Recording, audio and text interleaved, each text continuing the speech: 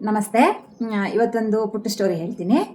ಅಂದರೆ ನಾನು ಕ್ಲಾಸಲ್ಲಿ ಇದ್ದೀನಿ ಅಂತ ಹೇಳಿದ್ನಲ್ಲ, ಅಲ್ಲಿ ನಮ್ಮ ಮ್ಯಾಮ್ ಹೇಳಿದ್ದು ಅದನ್ನು ನಾನು ನಿಮ್ಮ ಜೊತೆ ಶೇರ್ ಮಾಡ್ಕೋಬೇಕು ಅಂತ ಇದ್ದೀನಿ.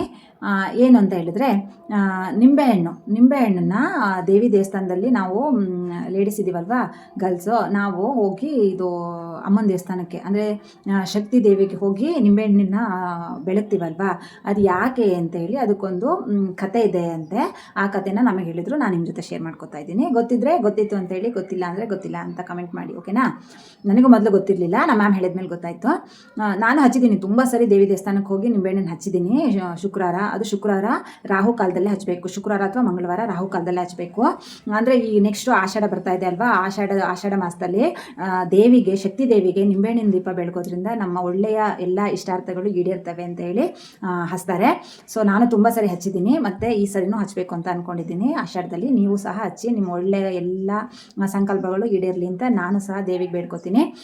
ಏನು ಅಂತ ಹೇಳಿದ್ರೆ, ಅದನ್ನು ಯಾಕೆ ನಾವು ನಿಂಬೆಹಣ್ಣಿನ ದೀಪ ಹಚ್ತೀವಿ ಅಂತ ಹೇಳಿದ್ರೆ, ಆ ಒಂದು ನಿಂಬಾಸುರ ಅನ್ನೋ ಒಬ್ಬ ರಾಕ್ಷಸ ಇರ್ತಾನಂತೆ. ಅವನು ಸಾಧು ಸಂತರಿಗೆ ತುಂಬ ಕಷ್ಟ ಕೊಡ್ತಿರೋದೇ, ತೊಂದರೆ ಮಾಡ್ತಾ ಇರ್ತಾನಂತೆ. ಅವರ ಯಾಗಗಳಿಗೆ ತೊಂದರೆ ಮಾಡೋದು, ಅವ್ರಿಗೆ ವಾಸ ಮಾಡೋದು ತೊಂದರೆ ಮಾಡೋದು, ಹೀಗೆ ತುಂಬ ಹಿಂಸೆ ಕೊಡ್ತಾ ಇದ್ದಂತೆ ಸಾಧು ಸಂತರಿಗೆಲ್ಲ ಈ ನಿಂಬಾಸುರ. ಆಗ ಆ ಸಾಧು ಸಂತರು ಎಲ್ಲರೂ ಸೇರಿ ಒಟ್ಟಾಗಿ ದೇವಿ ದುರ್ಗಮ್ಮನ ಹತ್ರ ಹೋಗ್ತಾರಂತೆ. ದುರ್ಗಮ್ಮನ ಹತ್ರ ಹೋಗಿ, ಅಮ್ಮ ಇವ್ರು ತುಂಬ ಕಷ್ಟ ಕೊಡ್ತಾ ಇದ್ದಾನೆ, ಏನಾದರೂ ನಮಗೆ ಇವನಿಂದ ಪರಿಹಾರ ಮುಕ್ತಿ ಕೊಡಿ ಅಂತ ಇವರಿಂದ ಅಂತ ಹೇಳಿ ಕೇಳ್ತಾರಂತೆ. ಆಗ ದುರ್ಗಮ್ಮಗೆ ಕೋಪ ಬಂದು ಅವ್ರನ್ನ ಸಂಹಾರ ಮಾಡ್ತೀನಿ, ಅವನನ್ನ ನಿಂಬಾಸುರನ ಅಂತ ಬಂದು ಸಂಹಾರ ಮಾಡೋ ಟೈಮಲ್ಲಿ ಆಗ ಅವನು ಹೇಳ್ತಾನಂತೆ, ಕ್ಷಮಿಸ್ಬಿಡು ಅಮ್ಮ, ನಾನು ತಪ್ಪಾಯಿತು, ಇನ್ಮೇಲೆ ಈ ಥರ ಮಾಡಲ್ಲ, ಕ್ಷಮಿಸಿ ಅಂತ ಕೇಳಿದಾಗ, ಸರಿ ಆಯಿತು, ಕ್ಷಮಿಸೋಕ್ಕಾಗಲ್ಲ, ಯಾಕೆ ಅಂದರೆ ನೀನು ಮಾಡಿರೋ ತಪ್ಪಿಗೆ ನಿನಗೆ ಶಿಕ್ಷೆ ಆಗಲೇಬೇಕು.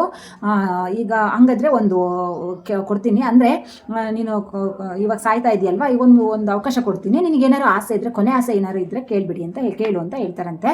ಅಂದರೆ ಇದರಲ್ಲಿ ನೇಣು ಹಾಕುವಾಗ ಕೋರ್ಟ್ ಇದರಲ್ಲಿ ಕೇಳ್ತಾರಲ್ವಾ, ನಿಮ್ಮ ಕಡೆ ಆಸೆ ಏನು ಅಂತ, ಹಾಗೆ ಅಮ್ಮನೂ ಕೇಳಿದ್ರಂತೆ, ನಿನ್ನ ಕೊನೆ ಆಸೆ ಏನು ಹೇಳು ಸಾಯೋಕ್ಕಿಂತ ಮೊದಲು ಅಂತ. ಆಗ ನಿಂಬಾಸುರ ಹೇಳ್ತಾರಂತೆ, ಅಮ್ಮ, ನಾನು ಯಾವಾಗಲೂ ನಿನ್ನ ಜೊತೆನೇ ಇರಬೇಕು, ಮತ್ತು ನನ್ನ ಮೂಲಕ ಯಾರು ನಿನ್ನ ಹತ್ರ ಬಂದು ಅವರ ಒಳ್ಳೆಯ ಅಂದರೆ ಈ ಬೇಡಿಕೆಗಳನ್ನು ಕೇಳ್ತಾರೆ, ಅದನ್ನು ನನ್ನ ಮೂಲಕ ಅದು ಈಡೇರಬೇಕು. ಯಾರು ನನ್ನ ಮೂಲಕ ನಿನ್ನ ಹತ್ರ ಬಂದು ಬೇಡ್ತಾರೆ, ಅದನ್ನು ದಯವಿಟ್ಟು ಈಡೇರಿಸು, ಮತ್ತು ನಾನು ನಿನ್ನ ಜೊತೆ ಯಾವಾಗಲೂ ಇರಬೇಕು ಅಂತ ಹೇಳಿ ಆ ನಿಂಬಾಸುರ ಕೇಳ್ತಾರಂತೆ. ಆಗ ದೇವಿ ದುರ್ಗಮ್ಮ ತಥಾಸ್ತು ಅಂತ ಹೇಳಿದ್ರಂತೆ. ಆವಾಗಿಂದ ನಿಂಬಾಸುರ ಅಂದರೆ ಅಮ್ಮ ಹೇಳ್ತಾರಂತೆ, ಆಯಿತು, ನೀನು ನಿಂಬೆಹಣ್ಣಾಗಿ ಜನ್ಮ ತಾಳು, ಆಗ ನೀನು ಯಾರು ನಿನ್ನ ಮೂಲಕ ನನ್ನ ಹತ್ರ ಬಂದು ಬೇಡ್ಕೋತಾರೆ ಅವರ ಒಳ್ಳೆಯ ಸಂಕಲ್ಪಗಳನ್ನು ಈಡೇರಿಸ್ತೀನಿ, ಮತ್ತು ನೀನು ಯಾವಾಗಲೂ ನನ್ನ ಜೊತೆ ಇರ್ಬೋದು ಅಂತೇಳಿ ಅಮ್ಮ ವರ ಕೊಡ್ತಾರಂತೆ.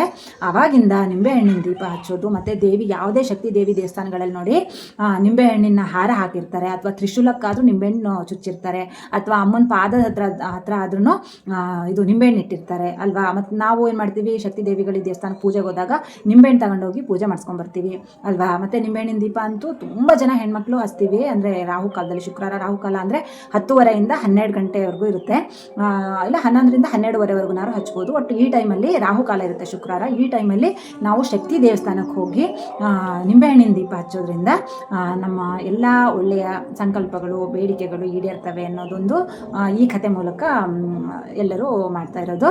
ಸೊ ನಾನು ಮಾಡ್ತಾ ಇದ್ದೀನಿ ಈ ಆಷಾಢದ ಶುಕ್ರವಾರದಲ್ಲಿ. ನಾನು ಸಹ ದೇವಿ ದೇವಸ್ಥಾನಕ್ಕೆ ಹೋಗಿ ನಿಂಬೆಹಣ್ಣಿನ ದೀಪ ಹಚ್ತಾ ಇದ್ದೀನಿ. 4-5 ವಾರ ಶುಕ್ರವಾರ ಬಂದಿದೆ, ಪ್ರತಿ ವಾರ ಹಚ್ಚಬೇಕು ಅಂದ್ಕೊಂಡಿದ್ದೀನಿ. ನೀವೂ ಯಾವುದಾದ್ರು ಒಂದು ಒಳ್ಳೆ ಸಂಕಲ್ಪ ಮಾಡಿಕೊಂಡು ದೇವಿಗೆ ಹೋಗಿ ದೀಪ ಹಚ್ಚಿ, ಓಕೆನಾ? ನಿಮ್ಮ ಅಂದರೆ ಒಳ್ಳೆಯ ಎಲ್ಲ ಸಂಕಲ್ಪಗಳು, ಬೇಡಿಕೆಗಳು ಈಡೇರಲಿ ಅಂತ ನಾನು ಕೇಳ್ಕೊತೀನಿ.